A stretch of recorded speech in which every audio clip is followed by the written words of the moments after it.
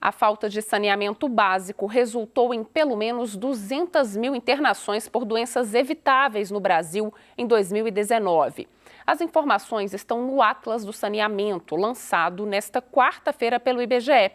Parece uma realidade difícil de acreditar, mas a verdade é que milhares de famílias sequer têm banheiro em casa. E isso em grandes centros urbanos. Elizabeth é líder comunitária do bairro Tiradentes, em Belo Horizonte. São cerca de 400 famílias no bairro e apenas uma rua tem saneamento básico. A Copasa, junto com a Urbel, ela fez um estudo aqui, um mapeamento aqui do bairro, das ruas que pode estar recebendo água e luz, Mas assim, só ficou nos estudos e a gente está aguardando aí uma resposta. Não são todas as ruas que vão ser beneficiadas, Mas para quem não tem nada, para nós já é um grande ganho. Sem rede de água e esgoto, os moradores recorrem a fossas sépticas para despejar os resíduos, principalmente dos banheiros.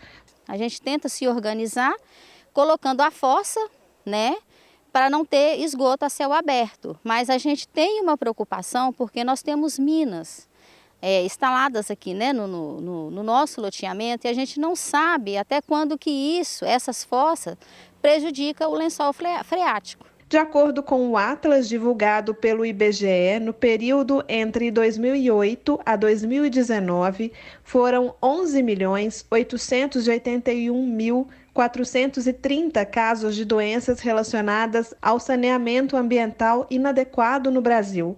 A correlação é feita porque são doenças infecciosas e parasitárias que se alastram quando não existem instalações de saneamento. No período, foram 4.877.618 internações no SUS. Doenças de Chagas, diarreias e disenteria foram as que mais causaram mortes. Imagina, então você tem o contato ali com dejetos, porque você não tem um banheiro, então você está tendo que se improvisar e você tem contato direto com esses dejetos. Obviamente você vai ter problemas de saúde, A diarreia, por exemplo, é uma delas, mas você pode ter doenças de pele, você pode ter a leptospirose, que é a doença do rato, porque são locais que proliferam, ratos e outros animais. Ou seja, a falta de banheiro ela é muito além do que a gente imagina de ter somente essa estrutura sanitária. Parte das pessoas que vivem sem saneamento encaram um problema ainda mais sério. Elas sequer têm acesso fácil a banheiros. Quase 6% da população da região metropolitana de Belo Horizonte não tem saneamento básico completo e muitas casas não têm nenhum banheiro. Os dados são da Pesquisa Nacional de Amostra por Domicílios do IBGE de 2018. De acordo com a ONU, em todo o mundo, são 1 bilhão de pessoas sem banheiro em casa. Parece tão básico para nós que moramos em áreas talvez mais confortáveis, áreas urbanas ou grandes centros do Brasil, mas não é a realidade de quem mora principalmente em locais mais afastados ou em periferias em grandes cidades brasileiras. Sem banheiros, muitas pessoas se acostumam a usar instalações improvisadas.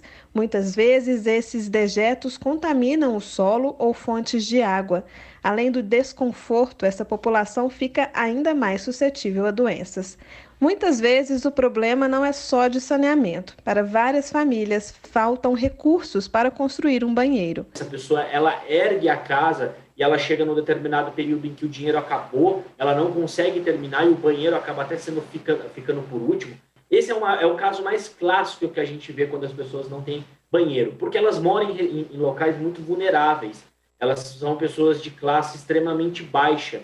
Então as pessoas estão morando em locais insalubres, eu diria, altamente vulneráveis, onde nem banheiro tem. A ONG internacional Teto atua com mutirões para construção e reforma de casas em áreas periféricas. Um esforço necessário quando o direito à moradia está sendo negado. A gente atua nas comunidades mais vulneráveis das cidades, do contexto urbano, desenvolvendo projetos comunitários, tudo isso pensando em fomentar o desenvolvimento daquela comunidade. Então, a gente sabe que a questão da habitação e das cidades, ela é uma questão de direitos violados. Então, a gente não está falando aqui de privilégios, a gente está falando aqui de ausência de Estado, a gente está falando aqui de dar também visibilidade e protagonismo a esses moradores e moradoras e lideranças de comunidades. Você encontra mais informações para ajudar a ONG no site teto.org.br e nas redes sociais do Jornal Minas.